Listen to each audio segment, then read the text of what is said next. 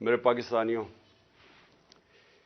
میں کئی چیزیں آپ سے بار بار کہہ چکا ہوں اپنے چھبیس سال کی جب سے میں یہ پالیٹکس میں آیا ہوں، تو میں کئی چیزیں بار بار دہرا چکا ہوں اور مجھے لگتا ہے کہ اس کا اثر ہونا شروع ہو گیا کہ لوگوں کو کئی چیزوں کی اب سمجھ آنی شروع ہو گئی ہے۔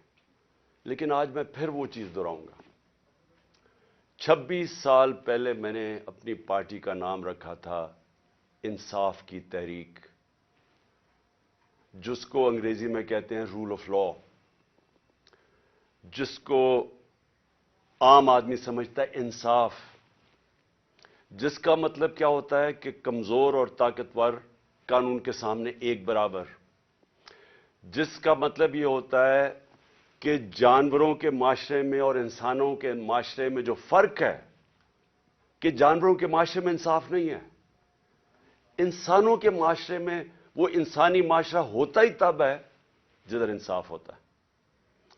جنگل کا قانون اس کو کہتے ہیں، اس معاشرے کو، اور جس کو دوسرا نام بنانا ریپبلکس دیتے ہیں، جدھر مائٹ از رائٹ ہوتی ہے، جدھر طاقتور قانون سے اوپر ہوتا ہے، جدھر کمزور کو طاقتور سے تحفظ نہیں ملتا۔ اور اگر آپ دنیا کی تاریخ پڑھیں تو آپ کو ہر جگہ نظر آئے گا کہ جن ممالک کے اندر قانون کی بالادستی بہتر تھی وہ خوشحال تھے۔ رومن ایمپائر دیکھ لیں، اس سے پہلے گریک سویلائزیشن تھا، جن کا تاریخ جانتی ہے۔ رومن ایمپائر دیکھ لیں، رومن لاز تھے، قانون تھے، باقیوں کو وہ باربیرینز کہتے تھے کیونکہ وہاں قانون نہیں تھے، وہاں انصاف نہیں تھا۔ اور ہم جو مسلمانوں کی تاریخ ہے، میں کیوں بار بار جب سے میں پرائم منسٹر بنا میں بار بار آپ کو مدینہ کی ریاست کی بات کرتا رہا، کیونکہ مدینہ کی ریاست کی بنیاد رکھی گئی تھی عدل اور انصاف پہ۔ جو میرے نبی صلی اللہ علیہ وسلم نے اس قوم کو اٹھایا تھا، 2 سپر پاور تھیں تب بھی، 2 بڑی بڑی طاقتیں تھیں، آدھی دنیا دونوں طاقتوں کی نیچے تھی۔ ادھر سے ان لوگوں کی حیثیت ہی نہیں تھی، ان کو میرے نبی صلی اللہ علیہ وسلم نے دنیا کی امامت کروائی، لیکن بنیاد رکھی عدل اور انصاف پہ۔ قانون کے سامنے سب ایک برابر۔ فرمایا کہ میری بیٹی بھی اگر جرم کرے گی تو اس کو سزا ملے گی۔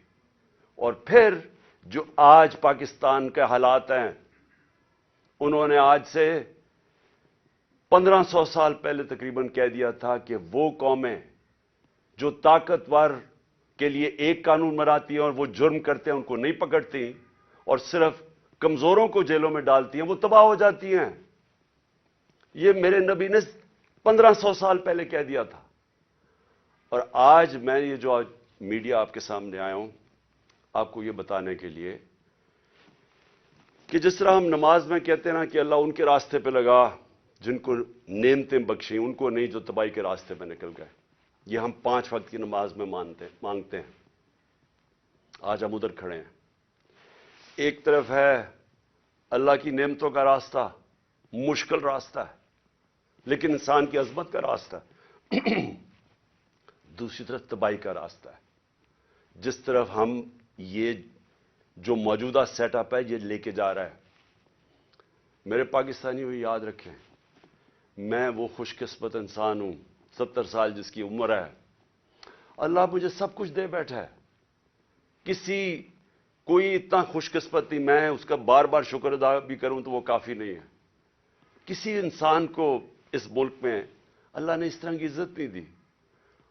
حکومت سے انہوں نے سازش کے تحت مجھے باہر نکالا تو آپ لوگوں نے لاکھوں کی تعداد میں سڑکوں پہ نکلے۔ کس پرائم منسٹر کو آج تک اس طرح کی عزت ملی ہے؟ اور حکومت کے باہر پبلک کے اندر میں نکلا تو جس طرح کی عزت آپ نے مجھے دی کس کو ملی آج تک؟ کون سے پرائم منسٹر کو ملی؟ تو اس کے لیے وزارت عظمیٰ کیا چیز ہے؟ اس سے بڑی چیز کیا ہے کہ قوم اس کی عزت کرتی ہے۔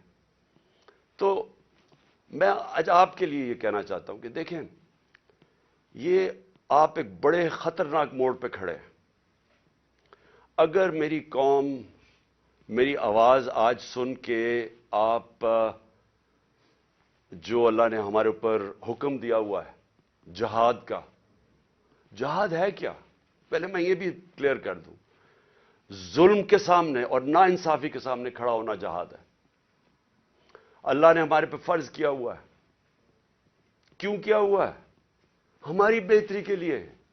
جو قومیں رائے حق پہ کھڑی ہوتی ہیں اور انصاف کے لیے کھڑی ہوتی ہیں وہ آزاد ہو جاتی ہیں، اور انصاف کے بعد ہی خوشحالی آتی ہے. پہلے مدینہ کی ریاست میں عدل اور انصاف آیا، پھر خوشحالی آئی. نیلسن منڈیلا جو موجودہ بڑا ایک لیڈر میں مانتا ہوں، اس نے بڑی پتے کی بات کی. اس نے کہا اگر تم نے غربت کم کرنی ہے تو پہلے انصاف لے کے آؤ. چائنا نے دنیا کی تاریخ میں کبھی کسی قوم نے غربت کم نہیں کی جو چائنا نے کی ہے. 70 کروڑ لوگوں کو پچھلے 30-35 سال میں غربت سے نکال لیا انہوں نے. اور اسی قوم نے 450 وزیروں کو کرپشن کے اندر جیل میں ڈالا. یعنی طاقتور وزیروں کو انہوں نے قانون کے نیچے لے کے آئے. تو جو خوشحالی ہوتی ہے وہ انصاف کے ساتھ ہوتی ہے. حضرت علی کا قول ہے کہ کفر کا نظام چل جائے گا لیکن ظلم اور ناانصافی کا نظام نہیں چل سکتا. جدھر ہم جا رہے ہیں یہ نظام نہیں چل سکتا اور نہیں چل رہا. آج پوچھیں لوگوں کے حالات. آج کون سی قیامت آئی تھی کہ اپریل میں ہماری حکومت گئی ہے؟ 65 روپے کلو آٹا تھا، آج 135 روپے پہ پہنچ گیا یا اس سے بھی اوپر. کون سی قیامت آئی تھی کہ بجلی دگنی ہو گئی ہے؟ پٹرول ڈیزل دنیا عالمی مارکیٹ میں تو ان کی تیل کی قیمت کم ہے. کون سی قیامت آئی کہ یہ قیمتیں ان کی آج ادھر پہنچ گئی ہیں؟ کسانوں سے پوچھیں کون سی قیامت آئی ہے کہ یوریا دگنا ان کو دے رہا. 60 ارب روپیہ کسانوں نے صرف گندم کی فصل کے لیے یوریا پہ ایکسٹرا خرچ کیا ہے ہمارے دور سے. تو کیا ہوا پاکستان؟ یعنی ہماری حکومت جانے سے اب تک یہ کیا ہوا کہ بجلی آج دگنی ہو گئی ہے؟ بجلی کے بل لوگوں سے پوچھیں، آج عوام سے پوچھیں تو صحیح ان کے حالات کیا ہیں، اور ابھی مزید اور مہنگائی آنے والی ہے. لیکن جو اس ملک کے طاقتور ڈاکو تھے انہوں نے اربوں روپے کے اپنے کرپشن کے کیسز ختم کروا لیے. 1100 ارب روپے کے اپنے کرپشن کے کیسز ختم کروا دیے اور قوم کو انہوں نے بھیج دیا تباہی کی طرف. آج ہمارا ملک، کبھی بھی ہمارے معاشی حالات ایسے نہیں تھے جو آج ہے. تو یہ کیوں ہے؟ سوال پوچھیں نا اپنے آپ سے، کیوں ہے؟ ہم سب سے زیادہ، میں پاکستانی، میں آپ کو بتاؤں جب میں مکہ گیا ہوں مدینہ گیا ہوں سب سے زیادہ مسلمان پاکستانی مجھے ملے وہاں. ہم یہاں تبلیغی جماعت کا اجتماع ہوتا ہے 20 لاکھ لوگ جمع ہو جاتے ہیں کیونکہ سارے یا عاشق رسول ہیں، اپنے دین میں ماننے والے لوگ ہیں. لیکن کیا وجہ ہے کہ ہم تباہی کے راستے پہ کھڑے ہیں؟ کیوں نہیں اللہ ہماری دعائیں کیوں نہیں سن رہا؟ کیونکہ اللہ نے کئی قانون بنائے ہوئے ہیں. سارے جتنے اللہ کے پیغمبر دنیا میں آئے تھے سب ان کی دو میسیجز تھیں، صرف پیغام دو تھے: انصاف قائم کرو اور انسانیت، یعنی کمزور کی مدد کرو. جو کہ جانوروں کے قانون کے اندر کمزور کی سروائیول آف دا فٹسٹ ہے، کمزور مر جاتا ہے. انسانی معاشرے میں ہم اپنے کمزور طبقے کی مدد کرتے ہیں. جس کو پہلی دنیا کی تاریخ میں فلاحی ریاست بنائی تھی وہ مدینہ میں بنائی گئی تھی، انسانیت کا نظام آیا تھا. تو ہم اپنے آپ سے پوچھیں کہ آج وہ ملک جو خیرات دینے میں سب سے زیادہ ہے، میں اس کے سامنے ہوں. کبھی یعنی کہیں دنیا کے اندر کینسر ہاسپٹل کے اندر 75% مریضوں کا مفت علاج نہیں ہو سکتا، صرف پاکستان میں ہے. کیونکہ لوگ جب دیکھتے ہیں، جب کسی ادارے کو، جو خیراتی ادارے کے اوپر جب اعتماد کرتے ہیں تو اس سے زیادہ کھلے دل کے لوگ ہی کوئی نہیں ہے. تو ہم وہ قوم ہیں جو ترستی ہے، جس کا نعرہ تھا کہ پاکستان کا مطلب کیا، لا الہ الا اللہ، عظیم نعرے. ہم نے اللہ سے دعویٰ کیا کہ اللہ تیرے سوا ہم کسی کے سامنے نہیں جھکتے، ہم آزاد لوگ ہیں، ہم نے آزادی کا دعویٰ کیا. آج اپنے حالات ہم دیکھیں، نہ ہمارے پاس آزادی ہے، نہ یہاں خوشحالی ہے. غربت بڑھتی جا رہی ہے، دن بدن قیمتیں بڑھتی جا رہی ہیں. تنخواہ دار طبقے سے پوچھیں کہ کیا حالات ہیں ان کے. پوچھیں آج بزنس مین سے، سب دکان، آج فیکٹریاں بند ہو رہی ہیں. پوچھیں آج بزنس، کون سی، کسانوں سے پوچھیں، کسی سے پوچھیں، خاص طور پہ تنخواہ دار طبقے سے آج پوچھیں کہ وہ گزارا کیسے کر رہا ہے. تو کیا وجہ ہے اس کی؟ میں آج آپ کو بتاتا ہوں. اس کی وجہ ایک ہے کہ یہاں ظلم اور ناانصافی کا نظام ہے.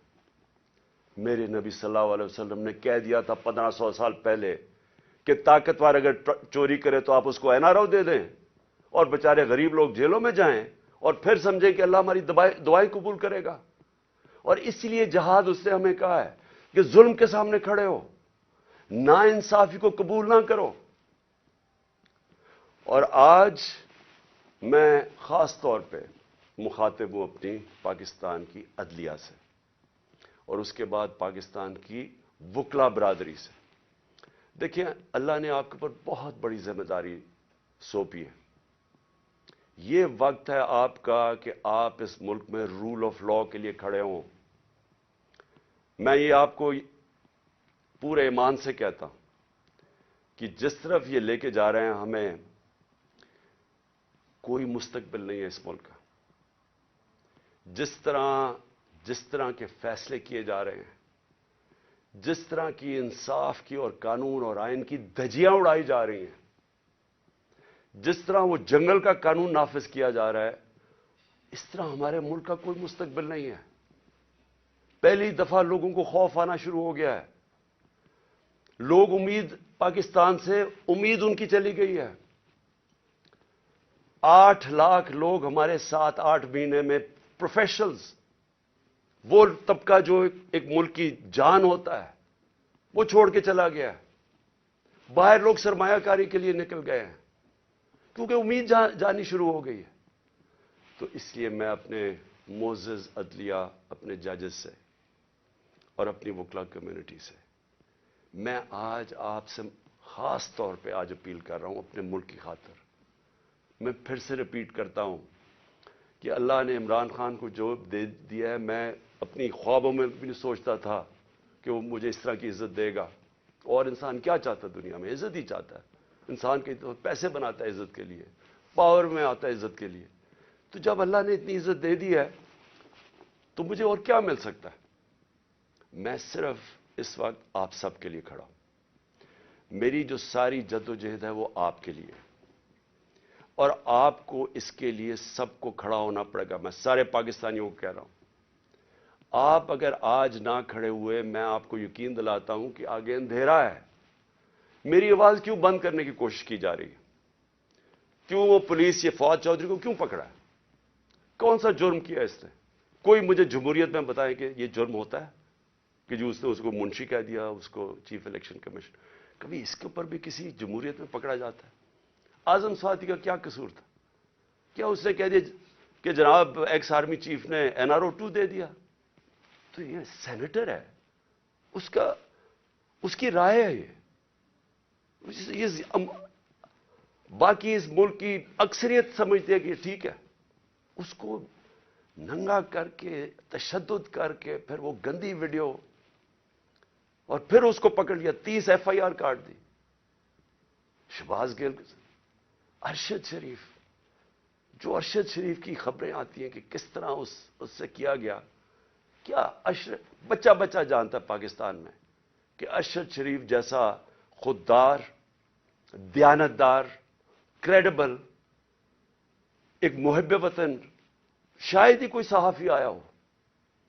اس سے جو کیا ہے، اور یہ جو میرے اوپر قاتلانہ حملہ کس لیے کیا گیا؟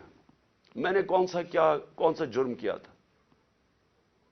اور اس کے اوپر ابھی میں آتا ہوں جب میں باقی چیزیں بھی آپ کو سامنے رکھتا ہوں. لیکن میں آج اپنی قوم کو کہہ رہا ہوں کہ دیکھیں، آپ کا مستقبل آپ کے ہاتھ میں ہے. آپ ہیں اللہ کے بعد اس ملک کے وارث. آپ کو اپنی تقدیر اپنے ہاتھ میں لینی پڑے گی. یہ میرا وعدہ ہے کہ جب تک میں زندہ ہوں میں اس ملک کے لیے سٹرگل کروں گا. میں کیوں سٹرگل کروں گا؟ کیونکہ میں کبھی نہیں بھولتا کہ بچپن سے مجھے بتایا گیا ہمارے بڑوں نے کہ تم خوش قسمت ہو، تم آزاد ملک میں پیدا ہوئے ہو. وہ ہمارے بڑے سارے غلام ہندوستان میں پیدا ہوئے تھے. بچپن سے یہ ہمارے میں ڈالا گیا کہ یہ کتنا خوش قسمت سارے ہم ہیں، میری جنریشن، کہ ہم تو ایک آزاد ملک میں پیدا ہوئے. میں کبھی بھی جب دنیا میں باہر گیا، کرکٹ کھیلی، بڑا ٹائم گزارا ہے، پروفیشنل کرکٹ کھیلتا تھا، کبھی میرے ذہن میں یہ نہیں آیا کہ میں پاکستان کے علاوہ کسی اور ملک میں رہ سکتا ہوں. اور میں ابھی بھی جتنی میری باقی زندگی ہے اس ملک کے لیے، میں آپ کو یقین دلاتا ہوں کہ نہ مجھے کوئی جیل سے ڈر ہے. موت میں نے اپنے اتنے قریب سے دیکھی ہے کہ اتنے قریب سے دیکھی ہے. مجھے پورا اللہ پہ اعتماد ہے. میں لا الہ الا اللہ پہ ماننے والا انسان ہوں. جب اس کا فیصلہ ہوگا، قرآن شریف کے اندر آپ پڑھ لیں، آپ نہ آگے ہوتا ہے ٹائم نہ پیچھے ہوتا ہے. اس لیے مجھے کوئی فکر کسی کی نہیں ہے. اور مجھے کوئی یہ جو ہر وقت جیل لے کے جانے لگے ہیں، مجھے اس سے کوئی فکر نہیں ہے. اور نہ ہی میں آپ سب کو کہتا ہوں آپ کو یہ جیل سے ڈرنا نہیں چاہیے. جیل کا ڈراوے جی جیل میں ڈال دیں گے، ڈال دیں جیل میں، کتنوں کو ڈالیں گے. اس لیے میری قوم، آپ کو اگر اپنے آپ کو بچانا ہے، آپ کو اللہ کے حکم پہ چلنا پڑے گا، انصاف کے ساتھ کھڑا ہونا پڑے گا. اور میں اپنی عدلیہ سے پہلے آتا ہوں. سب سے پہلے الیکشن کمیشن. الیکشن کمیشن نے محسن نقوی کو پنجاب کا چیف منسٹر بنایا. میں پہلے الیکشن کمیشن سے سوال پوچھتا ہوں کہ کیا آپ کو نہیں پتا کہ جو آئین کا آرٹیکل 218 اس کی شق 3، کیا آپ کو نہیں پتا کہ آپ کی سب سے بڑی ذمہ داری صاف اور شفاف الیکشن کروانا ہے؟ یہ آپ کی سب سے بڑی ذمہ داری ہے. تو میں سوال یہ پوچھتا ہوں کہ کس بیسس پہ آپ نے محسن نقوی کو چنا؟ باقی نام کس بیسس پہ آپ نے ریجیکٹ کیے؟ جبکہ ہم نے وہ نام چن کے دیے جو ہم سمجھتے تھے کہ نون لیگ ایکسپٹ کر جائے گی ان کو، کیونکہ سکھیرا صاحب اس وقت کیبنٹ سیکرٹری ہیں، شہباز شریف کے کیبنٹ سیکرٹری ہیں. اس سے بعد ناصر کھوسہ کا نام دیا جو ان کے پرنسپل سیکرٹری نواز شریف کے رہ چکے ہیں، شہباز شریف کے چیف سیکرٹری. یعنی وہ لوگ جو ان کو ایکسیپٹیبل ہے. ہم نے اپنی طرف سے نیوٹرل امپائر رکھنے کی کوشش کی. تو کس بیسس کے اوپر یہ محسن نقوی کو آپ لے کے آئے؟ کیا آپ اس کے بیک گراؤنڈ کا نہیں پتا تھا؟ یا شاید لگایا اس لیے تھا کیونکہ آپ کو پتا تھا یہ کون ہے؟ کیا یہ نہیں پتا کہ یہ آدمی رجیم چینج جو ہماری گورنمنٹ گرائی گئی ہے اس میں اس نے سب سے بڑا رول اس کا تھا. ایک تو اوپر کا رول تھا نا ایکس آرمی چیف کا، لیکن اس کا اس کے بعد یہ ان چند لوگوں میں سے تھا جو سب سے زیادہ یہ بھاگ دوڑ کی اس نے ہماری حکومت گرانے کے لیے. کیا یہ آصف زرداری کے ساتھ سندھ ہاؤس جدھر پیسے چلے تھے یہ وہاں نہیں تھا؟ کیا آصف زرداری اس کو اپنا بیٹا نہیں کہتا؟ کیا اس کا جو چینل ہے لوگوں کو نہیں پتا اس کی چینل کا کس کے بار بار جو پروپیگنڈا ہمارے اگینسٹ کب سے کر رہا ہے؟ اور پھر سب سے بڑی بات کہ جو آج نیب کے چیئرمین ہیں آفتاب سلطان، نیب کے چیئرمین آفتاب سلطان نے اسی محسن نقوی کے اوپر انویسٹیگیشن کی تھی. یہ انویسٹیگیٹنگ آفیسر تھے اور ان کی ریکمنڈیشن پہ انہوں نے 35 لاکھ روپیہ نیب کو واپس کیا تھا. تو میں الیکشن کمیشن سے پوچھنا چاہتا ہوں کہ کوئی اور آپ کو نہیں ملا کہ صرف چن کے آپ وہ آدمی لے کے آئے ہیں جو کہ ہمارا سب سے خلاف تھا؟ اور اس نے آتے ساتھ ہی کیا کیا؟ یہ جو اب فواد چودھری کا ہوا ہے 3 دفعہ، اور میں جج صاحب کو سلام کرتا ہوں، 3 دفعہ انہوں نے کہا کہ فواد چودھری کو طلب کیا عدالت میں، اور تینوں دفعہ نہیں اس عدالت میں پریزنٹ کیا گیا. تو کیا یہ محسن نقوی یہ اس کی پہلی آتے ساتھ ہی اس نے اپنے کارنامے دکھا دیے ہیں. اس کے بعد اس نے جو اس نے اپوائنٹمنٹس کی ہیں, کیا یہ فری اینڈ فیئر الیکشن ہو رہا ہے کہ سارے وہ پولیس آفیسر جنہوں نے ہمارے اوپر تشدد کیا تھا 25 مئی کو, ان ساروں کو واپس لے آیا؟ ایڈوکیٹ جنرل آفس کے اندر وہ سارے لوگ جو کہ حمزہ شریف کے دوران تھے ان کو واپس لے آیا؟ کیا یہ صاف اور شفاف الیکشن کی تیاری ہو رہی ہے؟ کیا اس کو کہتے ہیں a neutral caretaker set up? Caretaker set up کا تو مطلب ہی یہ تھا کہ ایک نیوٹرل امپائر آئے گا. کیا یہ نیوٹرل امپائر ہے؟ اور ابھی سے ہی پولیس نے ہراساں شروع کر دیا ہے ہمارے ورکرز کے اوپر. 1-2 گرفتاریاں شروع ہوگی اور پلان بن گیا پکڑنے کا.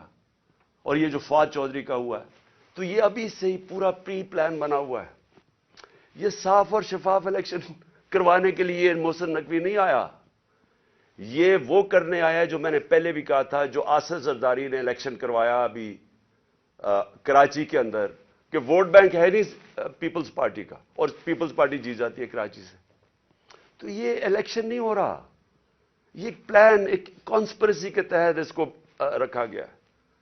تو میں اپنی عدلیہ, اور ہم انشاءاللہ یہ کیس لے کے جا رہے ہیں اپنی عدلیہ کے پاس, تو میں اور پاکستانی آپ سے انصاف کی توقع رکھ رہے ہیں.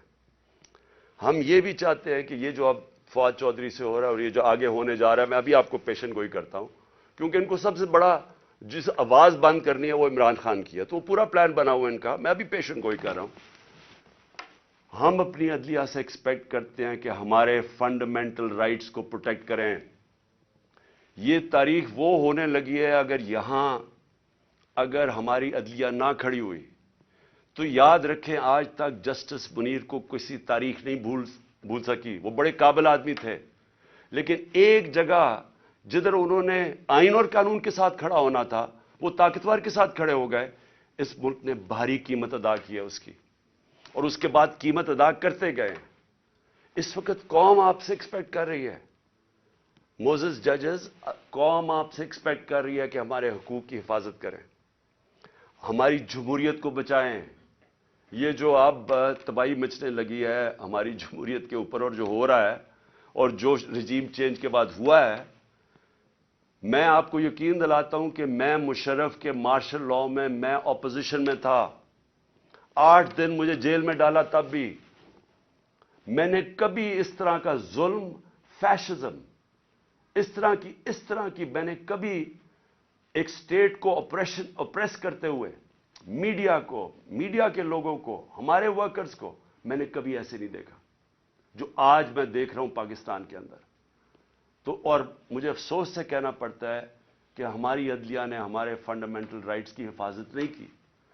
اگر کی ہوتی تو آج یہی وہی جو 25 مئی والے وہ آفیسرز جنہوں نے تشدد کیا تھا, 3 بجے رات کے لوگوں کے گھروں میں گھس کے انہوں نے لوگوں کو پکڑ کے جیلوں میں لے کے گئے تھے, ظلم کیا تھا, لوگوں کو امبیرس کیا تھا.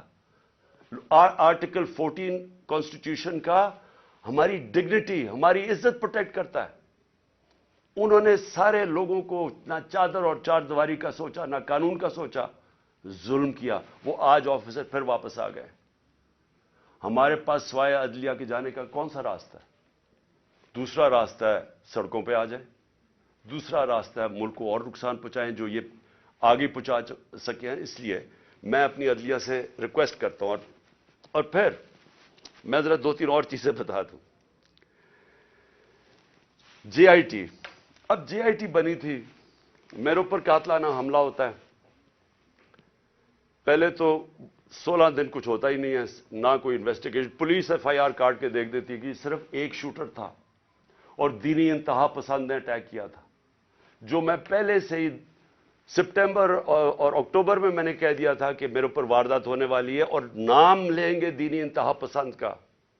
پوری کانسپریسی بنی ہوئی مجھے قتل کرنے کی. میں پہلے کہہ بیٹھا تھا, مجھے پتا بھی تھا اس کے پیچھے کون ہے, اور میں نے ان کے جیسے ہوا میں نے ان کے نام لیے. اپنی حکومت ہوتے ہوئے, پنجاب پولیس ہمارے نیچے ہوتے ہوئے میں اپنی ایف آئی آر نہیں کٹوا سکا. اور مجھے پتا ہے میں کیوں نہیں کٹوا سکا, کیونکہ دوسری طرف طاقتور لوگ تھے. اور ہماری ملک کی تاریخ ہے کہ جب طاقتور کا کمزور سے مقابلہ ہوتا ہے تو انصاف نہیں ہوتا. تو لیکن جو جے آئی ٹی کی رپورٹ ہے یہ ذرا سننے والی چیزیں ہیں. اور پھر کیسے اس جے آئی ٹی کو آپ آتے ساتھ ہی حکومت نے پہلی چیز کی ہے جے آئی ٹی بند کی ہے. یہ کس قانون کے تحت کی ہے؟ جے آئی ٹی تو پنجاب کی جے آئی ٹی تھی. فیڈرل گورنمنٹ تو جے آئی ٹی نہیں بنا سکتی. اور جے آئی ٹی کی فائنڈنگز جو فائنڈنگز سامنے آئی ہیں ذرا یہ سن لیں, اس کی وجہ سے یہ بند کی گئی ہے. میں ذرا آپ کو بتانا چاہتا ہوں ساری قوم کو کہ میرے اوپر جو حملہ ہوا تھا جب انہوں نے ایف آئی آر کٹائی پولیس نے, میری نہیں کاٹی, انہوں نے کہا تھا ایک شوٹر ہے. ذرا آپ یہ سنیں, اب تک جے آئی ٹی نے جو عدالت میں جو رکھ چکی ہے, جو عدالت میں چیزیں رکھ چکی ہیں وہ ذرا سنیں. سب سے پہلے انہوں نے یہ کہا جو کہ ڈی پی او گجرات تھا غضنفر حسین اور ایس ایس پی ندیم حسین جو سی ٹی ڈی لاہور تھا, دونوں پنجاب گورنمنٹ کے نیچے تھے. ان دونوں نے آڈیو یعنی ٹیپس کی, اس کی وہ جو شوٹر تھا اس لڑکے کی انہوں نے ٹیپس بنائی. اور جب اس کی ٹیپس بنائی تو جب جے آئی ٹی نے مانگا ان سے ان کا موبائل فون, اور جب جے آئی ٹی نے ان کو بلایا ان دونوں کو, انہوں نے صاف انکار کر دیا کہ ہم جے آئی ٹی میں نہیں آتے. کون تھا ان کے پیچھے جو اتنا طاقتور تھا اور جس کو خوف تھا کہ کہیں جے آئی ٹی میں سچ نہ نکلا ہے؟ ان کو روک دیا. پھر ذرا آگے چلیں. اس کے بعد جب جو سیکنڈ جو دوسری ویڈیو بن رہی تھی, وہ نوید جو شوٹر تھا اس کی سی ٹی ڈی میں جب اس کی جو ویڈیو بن رہی تھی, اب ذرا یہ سنیں. رپورٹ لکھتی ہے جے آئی ٹی کے 4 سے 5 جو نامعلوم لوگ وہاں موجود تھے. وہ کون تھے؟ پولیس سی ٹی ڈی کے اندر اس کی بنائی جا رہا ہے اس کا سیکنڈ ویڈیو, اور وہ بھی اس کی کون سا قانون اجازت دیتا ہے کہ پولیس ویڈیوز بنا کے ریلیز کرتی رہے میڈیا کو؟ لیکن وہاں جو سب سے زیادہ چیز ہے 4 اور 5 وہ جے آئی ٹی کہتی ہے نامعلوم لوگ وہاں بیٹھے ہوئے تھے. یہ کون تھے؟ پھر اسٹیبلش ہو جاتا ہے 3 طریقوں سے. آئی وٹنسز جو گواہ دیکھتے ہیں وہ شوٹر کو 3, ایک فورینزک کے ذریعے, اور ایک پھر فورینزک کے ذریعے یعنی کہ جو خول ملے تھے ان کی گولیوں کے, وہ 3 جگہ سے ملے. اور کرائم سین رپورٹ جو تھی, ان سب نے ثابت کیا کہ 3 شوٹر تھے. یعنی جو انہوں نے رپورٹ بنائی تھی کہ صرف ایک دینی انتہا پسند نے قتل کرنے کی کوشش کی, اس کو سب کو رد کر دیا. اس لیے یہ آتے ساتھ ہی انہوں نے جے آئی ٹی بند کی, کیونکہ میں نے نام تو ایک شہباز شریف کو رانا ثناء اللہ کا لیا ہوا ہے, اور وہی بیٹھے ہوئے ہیں فیڈرل گورنمنٹ میں, اور انہوں نے آ کے انہی کے نیچے اب جے آئی ٹی بنے گی. اس لیے میں نے پہلے دن کہا تھا کہ چیف جسٹس صاحب آپ کے نیچے اگر انکوائری ہوگی تو شاید انصاف ملے. ان کے ہوتے ہوئے, اور وہ جو ایجنسی کا آفیسر ہے ڈرٹی ہیری, مجھے کوئی امید انصاف کی نہیں تھی. اور وہ آپ ذرا دیکھیں کہ جو اس جے آئی ٹی نے جو چیزیں بھی نکالی اس کے اوپر بھی ذرا دیکھیں کہ انہوں نے کس طرح اس کو بند کرنے کی کوشش کی. پھر یہ ثابت ہو گیا کہ جو لڑکا نوید تھا وہ کوئی دینی انتہا پسند نہیں تھا, اور اس کو ٹریننگ دی گئی تھی پسٹل شوٹنگ کے اندر. کوئی پسٹل شوٹنگ ایسے نہیں کرتا کہ سیدھی ایسے ریپڈ فائر کرے, وہ ٹرینڈ تھا. اور جو 5ویں چیز سامنے آئی, 4 جے آئی ٹی ممبرز کے اوپر پریشر ڈالا گیا. کس نے ڈالا؟ اور انہوں نے اپنی چینج کی رپورٹ, جو عدالت میں جو تھی رپورٹ اس کی فائنڈنگ چینج کر دی. اور پھر کیا ہوتا ہے, جو پروسیکیوٹر جنرل ہے,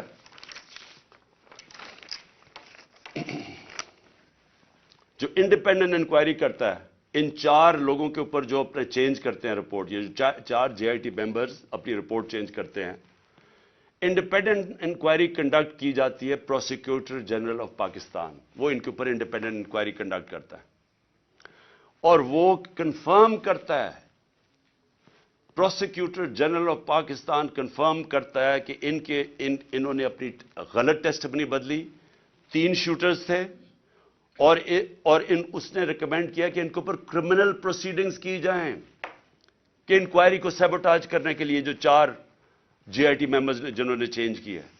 تو میرا سب سے بڑا سوال یہ ہے کہ آتے ساتھ ہی پنجاب گورنمنٹ جب سے یہ آیا ہے, انہوں نے سب سے پہلے کیوں انہوں نے اسٹڈی کر لیتے, دیکھ تو لیتے کہ GIT رپورٹ میں کیا فائنڈنگز ہیں, بڑی تفصیل میں انہوں نے فائنڈنگز دی ہوئی ہیں. آتے ساتھ ہی اس کو کیوں بند کیا؟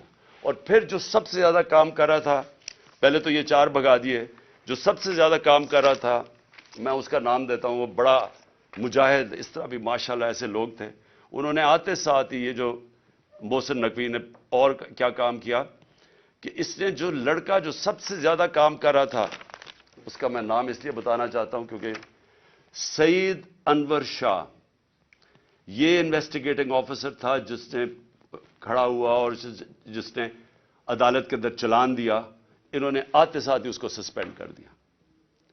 تو میں اس سے کیا مجھے نظر آتا ہے, اس سے مجھے نظر آتا ہے کہ اگر کسی کو بھی شک بھی تھا کہ اس کے پیچھے طاقتور لوگ تھے جنہوں نے یہ سارا پلان کیا ہے, وہ شک ساروں کے دور ہو جانے چاہیے.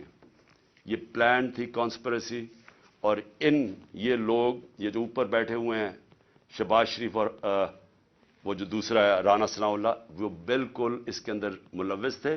کیونکہ اگر وہ ملوث نہیں تھے, ان کو کس چیز کا ڈر تھا؟ کیوں وہ یہ بار بار JIT کو سیبوٹاج کرنے کی کوشش کر رہے تھے, اور کر دیا. کیوں نہیں چلنے دیا JIT کو؟ بعد میں رپورٹس چیلنج ہو سکتی ہیں, اس کے اوپر کیس تو آگے چلتا ہے, لیکن کیوں انہوں نے کیا؟ کیونکہ ہمارے ملک کی تاریخ ہے.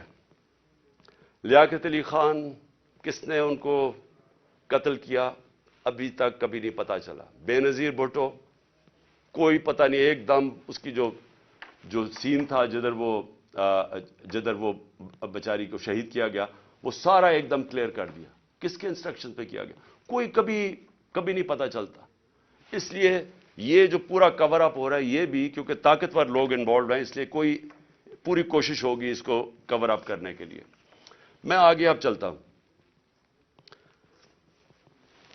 جب جو آئین ہے ہمارا, اور آئین بڑا کلیئر ہے, آئین کا آرٹیکل 105 یہ کہتا ہے کہ جیسے ہی ایک اسمبلی ڈیزالو ہوتی ہے, جیسی اسمبلی ڈیزالو ہوتی ہے تو گورنر 48 گھنٹے کے اندر وہ ایک ڈیٹ دیتا ہے الیکشن کی.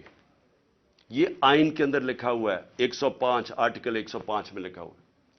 نہ KP کے گورنر نے ابھی تک ڈیٹ دی ہے, نہ پنجاب کے گورنر نے ڈیٹ دی ہے. سوال یہ کیوں نہیں دی؟ ہم نے اپنی گورنمنٹ کیوں گرائی؟ کبھی سوچا کہ کوئی اپنی گورنمنٹ خود چھوڑ دیتا ہے, ڈیزالو کر دیتا ہے؟ کبھی اس ملک کی تاریخ میں ہوا ہے؟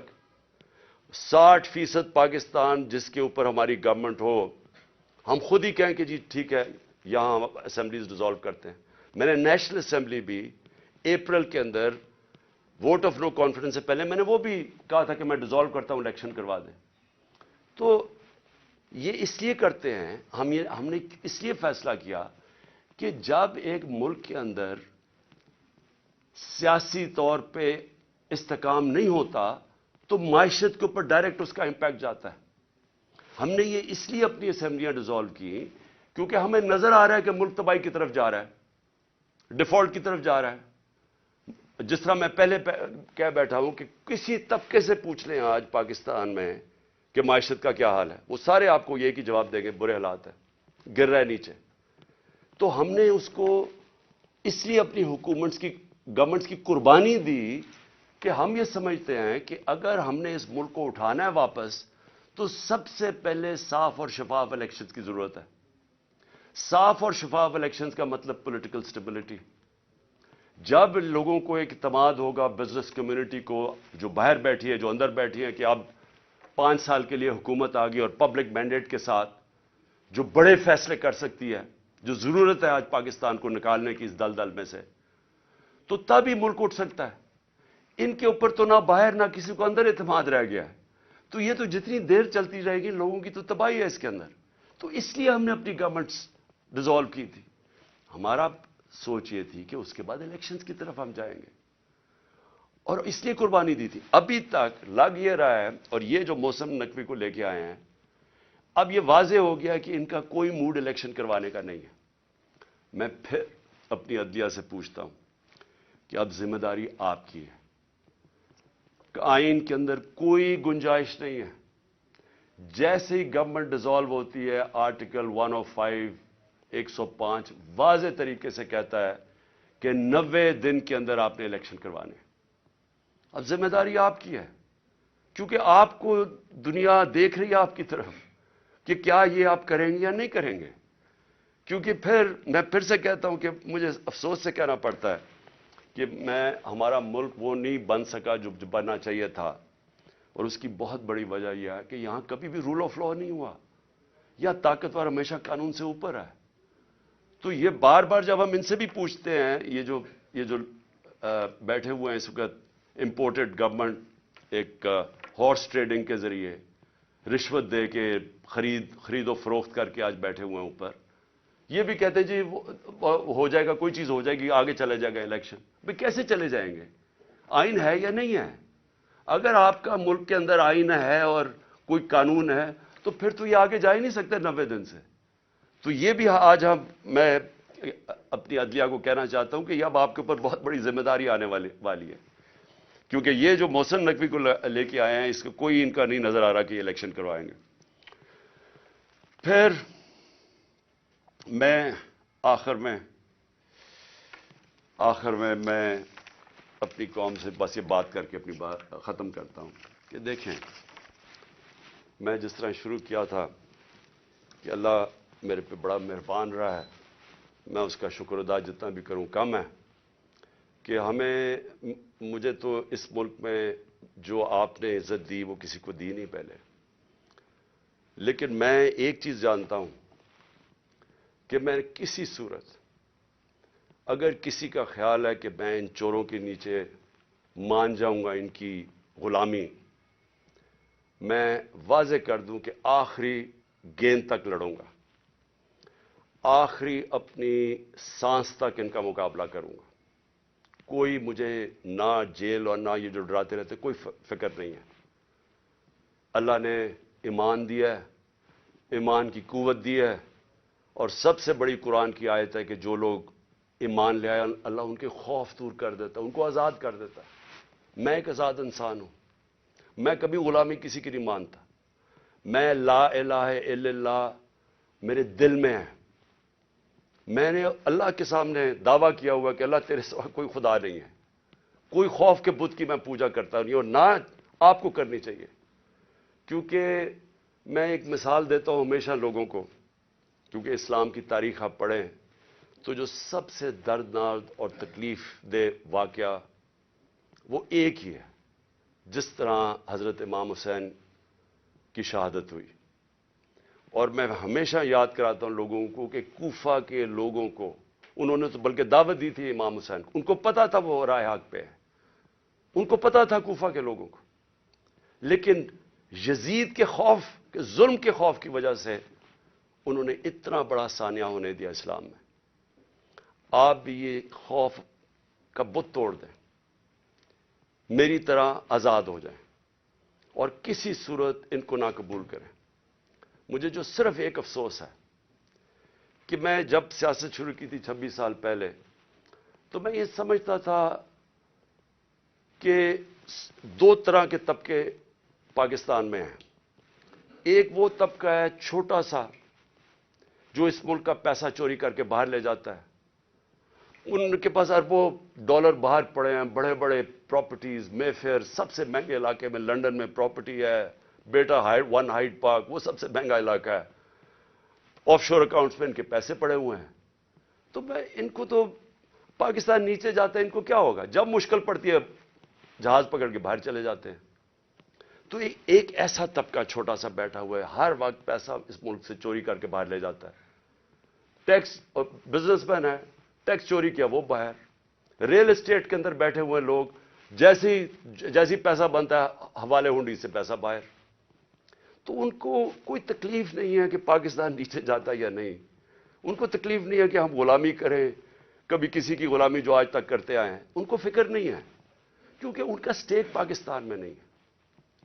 اور اس لیے میں ان کے خلاف نکلا تھا آج سے 26 سال پہلے, اور اس لیے جب تک میرے میں سانس ہے میں ان کا مقابلہ کروں گا. لیکن ایک دوسرا طبقہ جن کا جینا مرنا پاکستان میں، وہ اکثریت اس ملک کی عوام ہے. اور اس ملک کے وہ ادارے ہیں، وہ ادارہ جس کو پتا ہے کہ اگر یہ ملک کی معیشت نیچے جاتی ہے تو سب سے پہلے نقصان اس ادارے کا ہے. آج سری لنکا کے اندر IMF نے حکم دیا سری لنکا کو کہ اپنی جو سری لنکا کی فوج ہے اس کا آدھا کرو.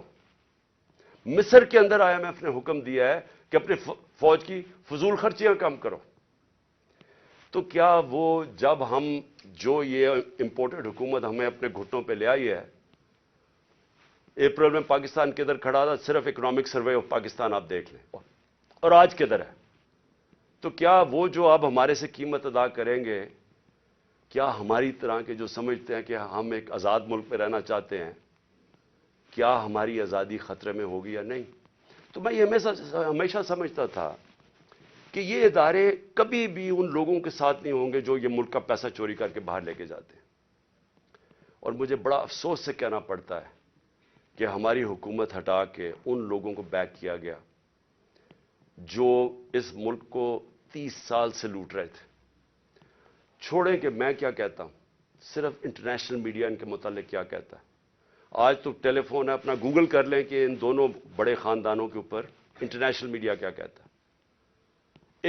ان کے خلاف ہماری اسٹیبلشمنٹ نے، ہماری ایجنسیز نے کیا کیا چیزیں نکالی ہوئی ہیں ان کی چوری کے اوپر. تو مجھے حیرت یہ ہوئی کہ رجیم چینج کے بعد ان کے ساتھ کیسے کھڑے ہو گئے وہ ادارہ جس کا سب سے زیادہ سٹیک ہے کہ پاکستان ایک طاقتور ملک بنے.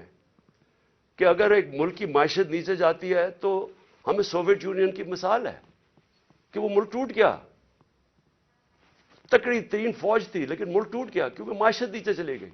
تو ان کے نیچے جو انہوں نے 30 سال سے یہ ملک سے کر رہے ہیں، مجھے ابھی تک نہیں سمجھ آ رہی کہ کیسے وہ ادارے ان کے ساتھ کھڑے ہو گئے. میں آخر میں اپنی ساری قوم کو کہنا چاہتا ہوں کہ اپنی تقدیر اپنے ہاتھ میں لیں. آپ کا مستقبل، آپ کے بچوں کا مستقبل آپ کے ہاتھ میں ہے.